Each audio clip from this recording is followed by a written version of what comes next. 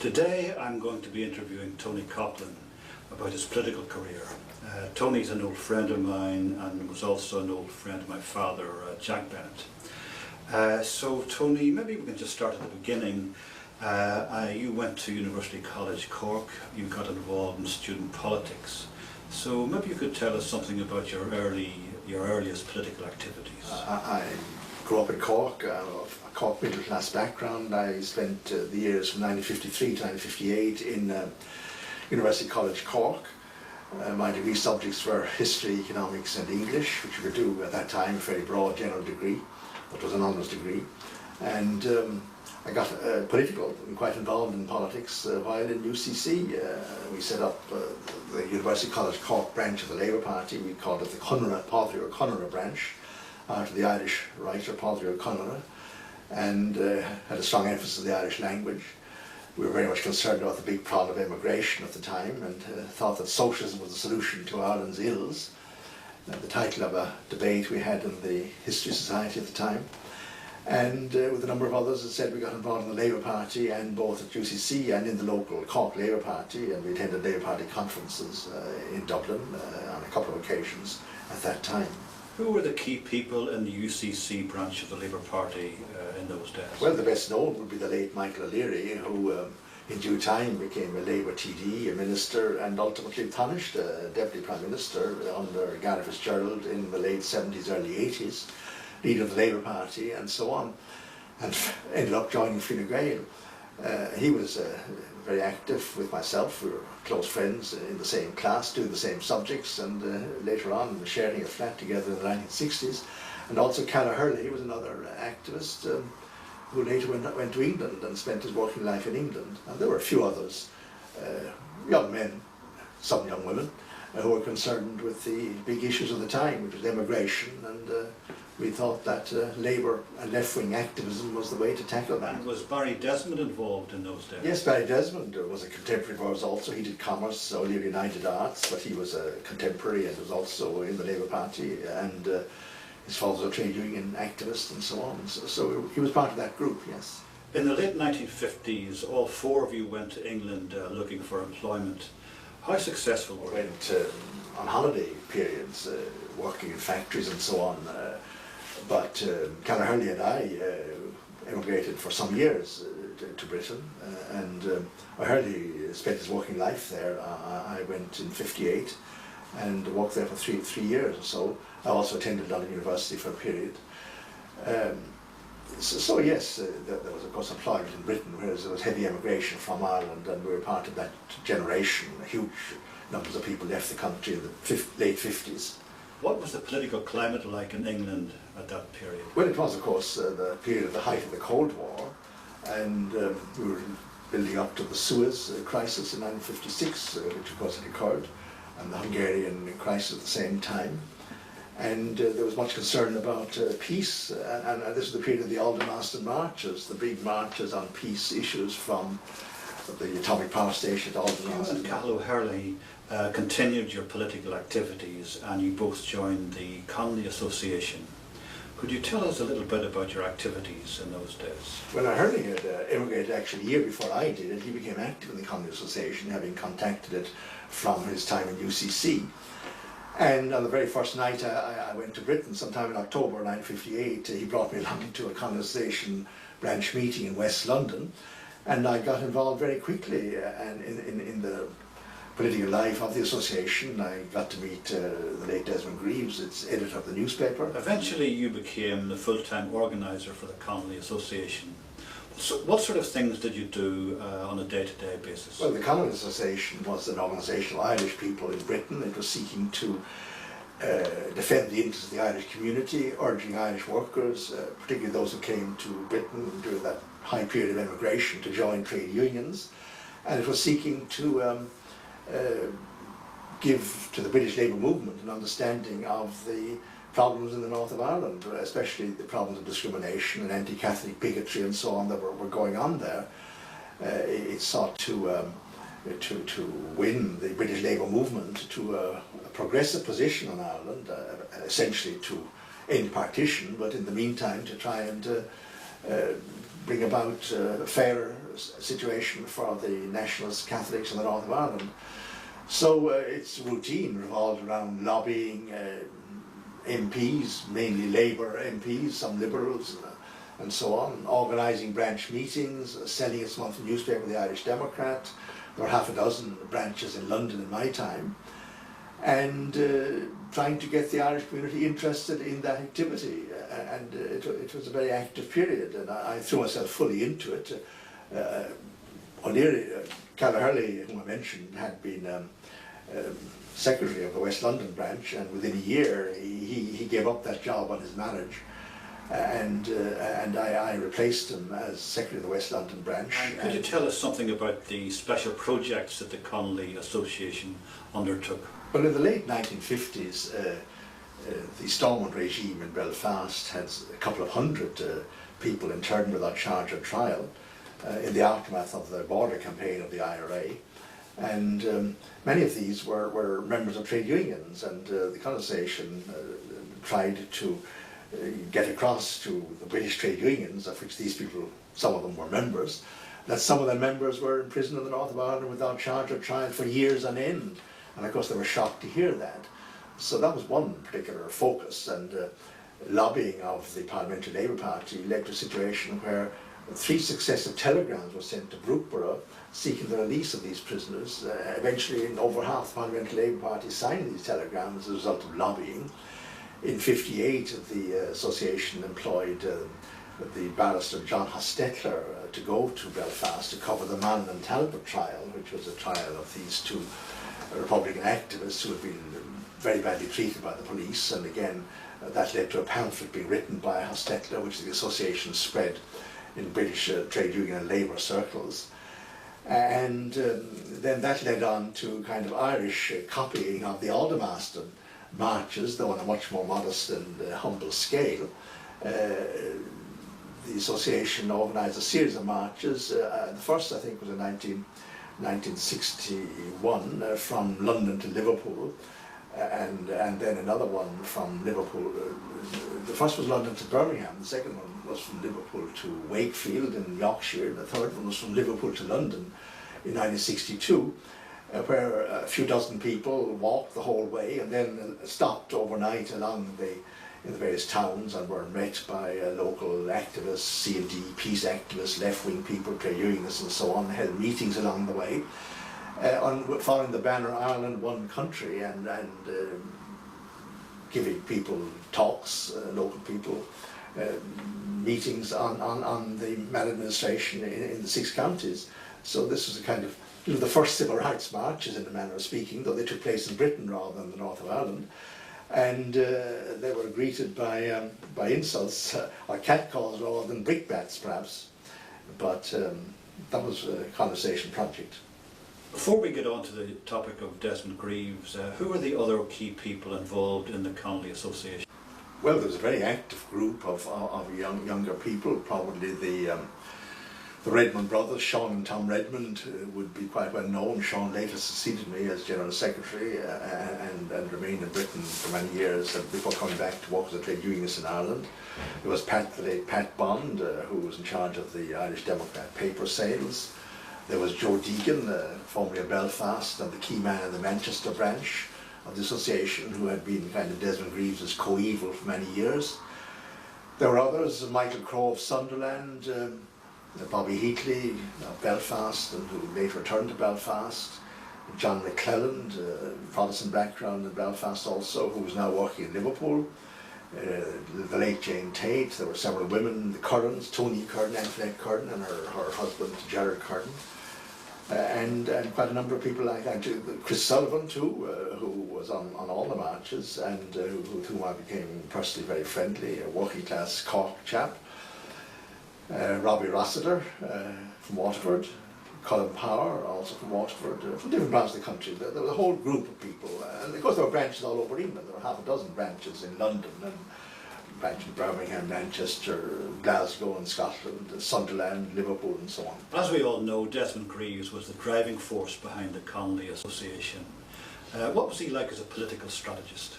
Well, Desmond Greaves was, of course, the most prominent and best known activist of the association, later became very well known as a Labour historian, and he edited the monthly paper and had edited it from 1951 until his death 30 years later in 1988.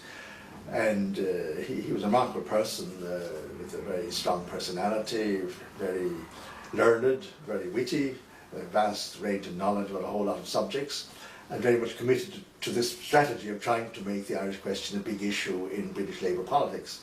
He had been he was in the Communist Party, he had joined it in the 1930s, and but of course the colonisation as such was a separate organisation, and Greaves was very important in keeping the distinction between the CP on the one hand and the colonisation on the other. Most of the members of the colonisation would have been either the Labour Party or no party at all.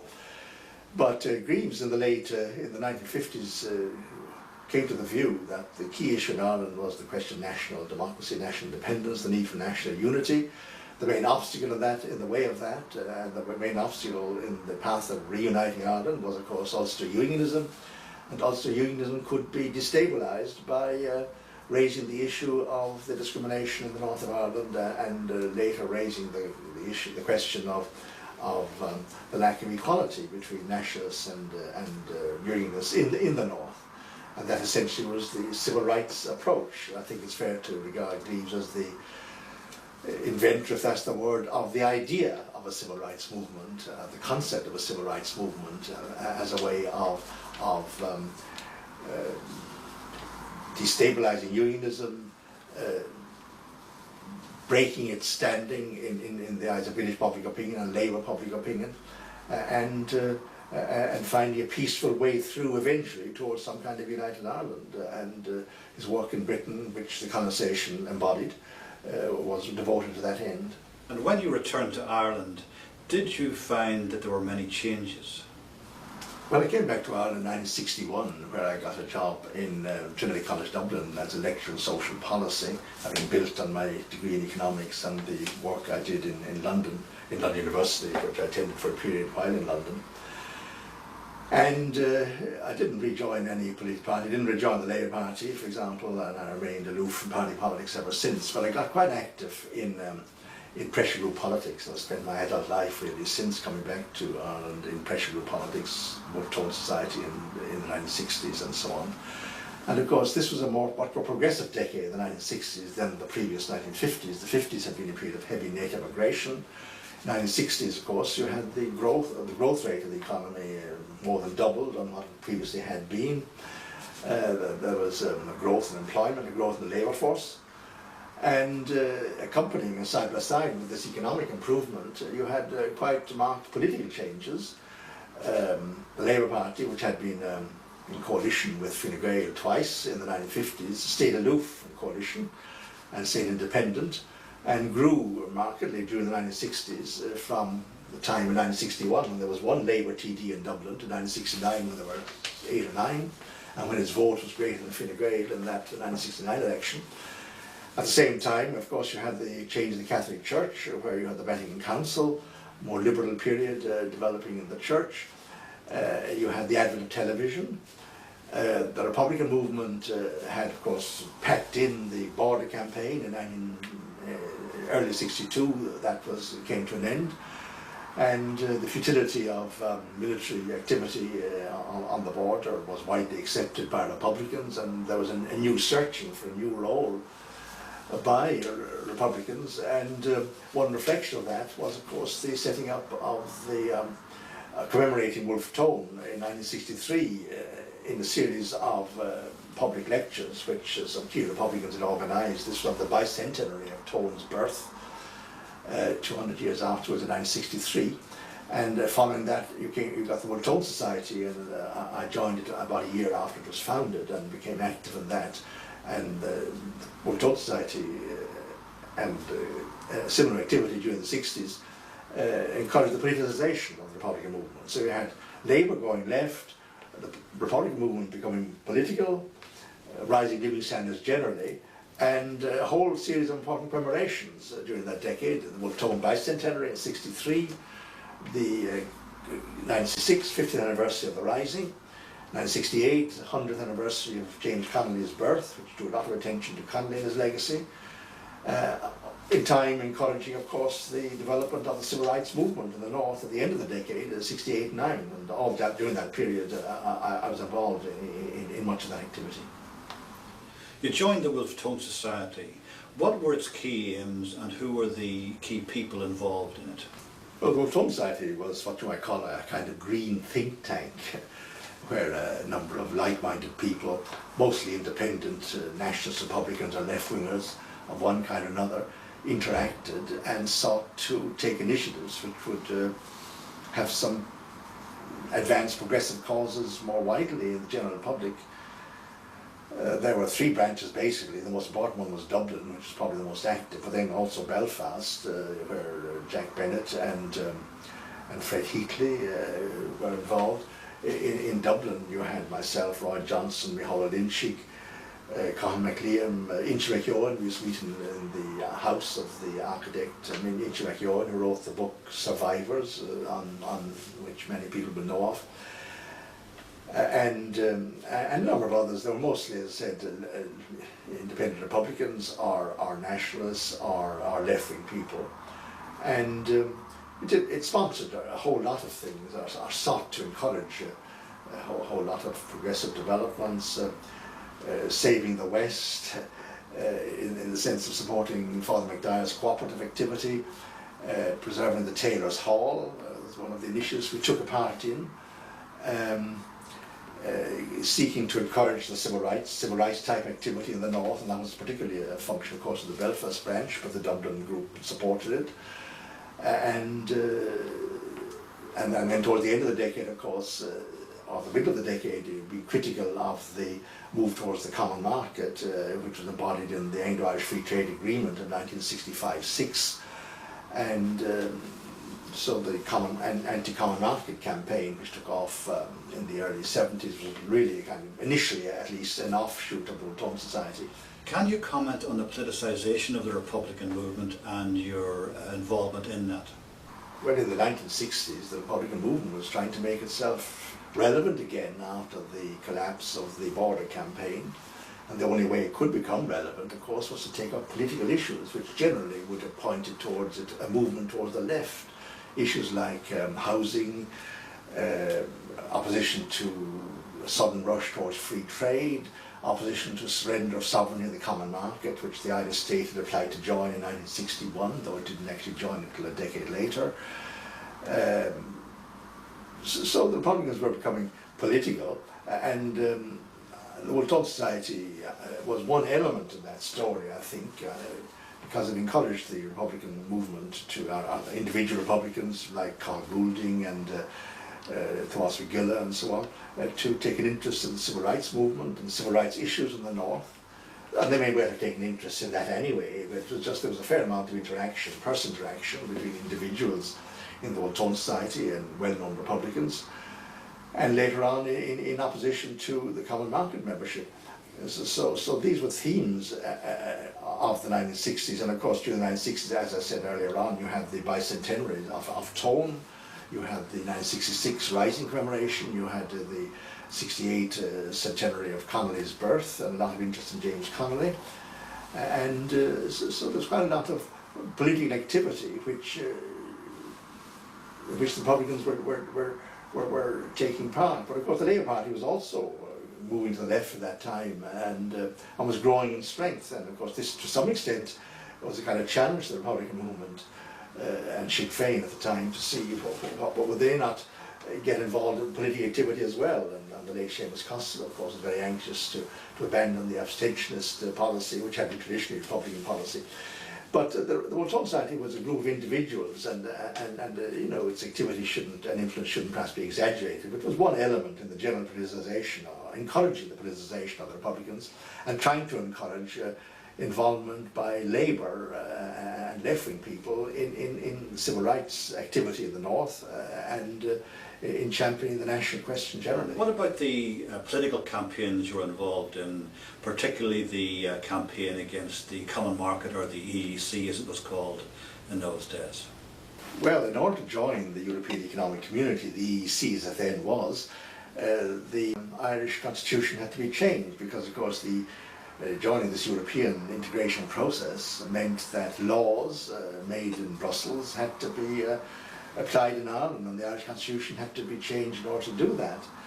So an amendment to the Irish constitution had to be agreed by the people in a referendum, and that was done on May the 10th, 1972, the accession referendum, which inserted into the Irish constitution the clause that nothing in this constitution shall prevent laws enacted, acts done, or measures adopted by the European community necessitated by the obligation of membership from having the force of law in the state. So there was that was the referendum question, and in the lead up to the referendum there was a very vigorous debate in the state, all over the country, the south anyway, about the issue, and our study group and defence campaign sought to provide information to all the various groups on the no side. That has been the character of my involvement in various other campaigns of a similar kind since.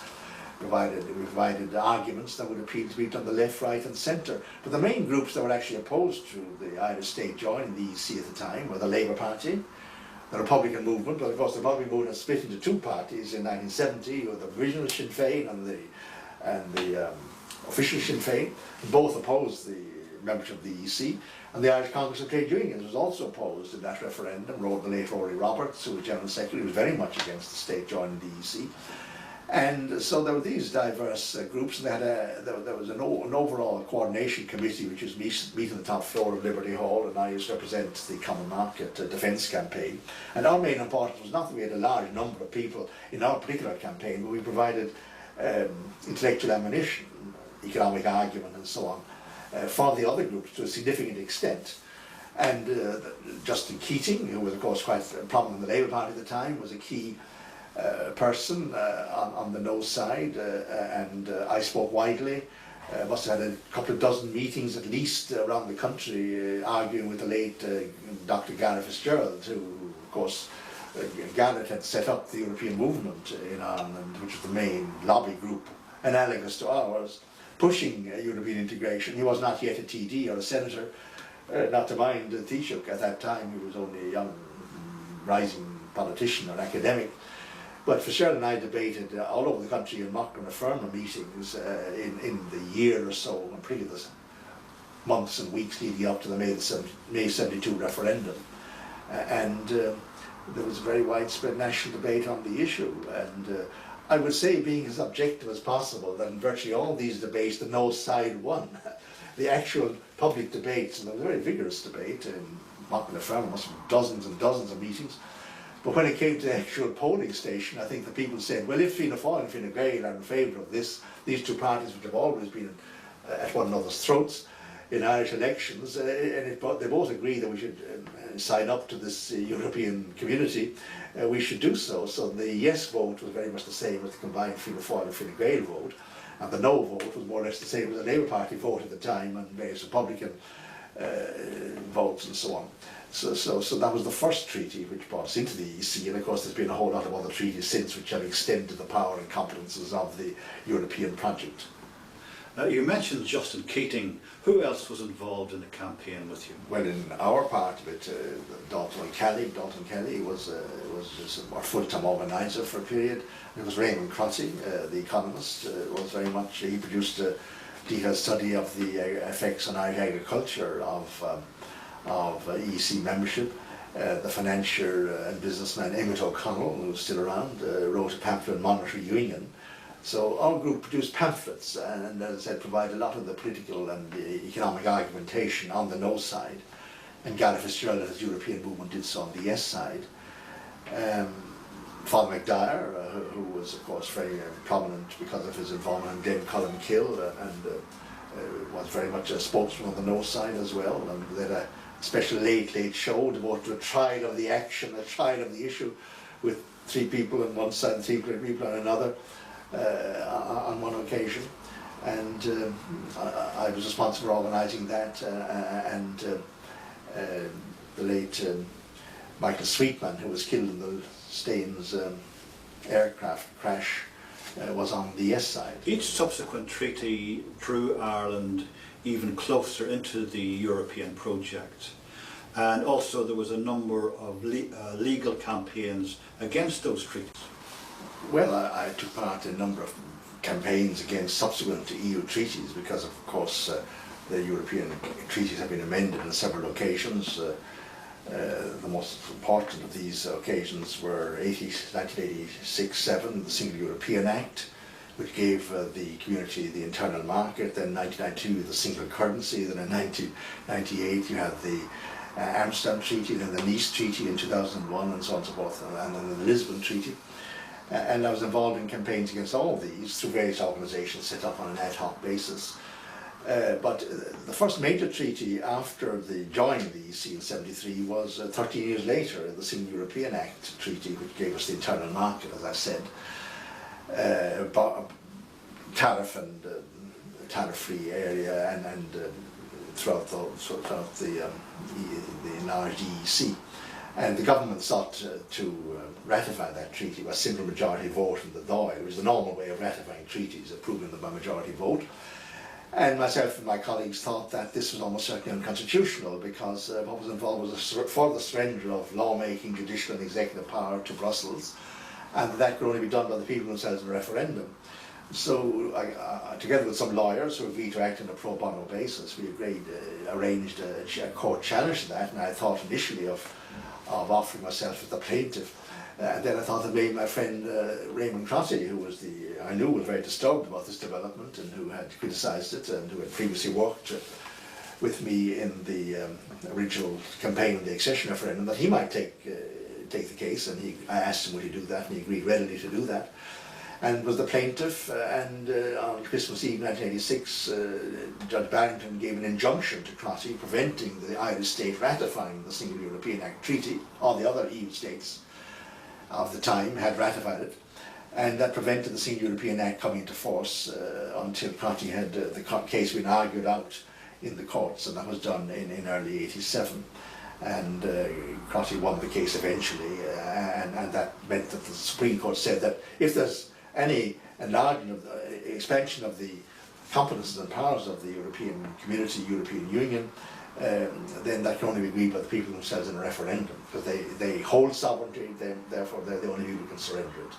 And that was done in the Crotty case in '87, and I was very much involved with that. And of course there were further court cases. Yes, well, when the Haughey government that came into office in '87 was decided to have a referendum, they were told by the Supreme Court that they had to have a referendum on the Single European Act Treaty to make assurance, doubly sure, that the treaty would go through. They decided to spend public money entirely on one side, taking big advertisements in the newspapers, 10 reasons for voting yes. And that was done in the single SEA referendum in summer 1987. The treaty would have gone through anyway, but they did this, and we thought at the time this was almost certainly unconstitutional, using the people's money, which came from both sides of a referendum, to push the point of view of one side. And we challenged that when it came to the the Maastricht Treaty in 1992, which gave the European Union its own currency, the euro. So, the government decided to do the same thing, to spend money on why you should vote yes to Maastricht. And Patricia McKenna agreed to take that case, and she acted as client and challenged that, but she lost in the High Court, and we didn't appeal it to the Supreme Court at the time of Maastricht '92. But when the divorce referendum came along in 1995, and the same thing was done, in other words, the government spending public money entirely on one side, Patricia, the case was revived. And even though Patricia McKenna was herself in favour of divorce, and her party, the Green Party, was in favour of it, she thought it was wrong to spend public money on one side solely, which was the government was doing. And so we revived the original Maastricht Treaty challenge, and the Supreme Court decided that in the context of the 1995 divorce referendum, though we weren't involved in the divorce issue as such, and as I said, Patricia and her party were on the yes side rather than the no, the court decided that, the Supreme Court decided that it was wrong to spend public money in a one-sided fashion referendum. Therefore, no public money has been spent in pushing a particular point of view from then on. And then some years later, in 2000, I took a case myself about the allocation of broadcasts, because in these successive EU and other referendums, the government used to grant extensive broadcasting time to the political parties, free broadcast, political party broadcasts, and if all the political parties were on one side, you got a whole spate of vote yes broadcasts, and we thought this was very unfair. And I took a case on my own account there where I was the plaintiff, and we won that in 2000. And the Supreme Court said if there are to be free broadcasts or uncontested broadcasts in referendums, they must be on an equal basis, either 50-50 for both sides. And of course, no broadcast at all covers that point. And in general, in referendums, since there have been no free broadcasts and no political party broadcasts. But that was a question of fair referendum practice. But our involvement in the McKenna case and my own case arose really from our concern about these EU referendums and unfair practices therein. Thank you very much, Tony, for that. That was very interesting. These issues are still relevant and still important, and I'm sure we'll talk again. Thank you very much, and you're very welcome indeed.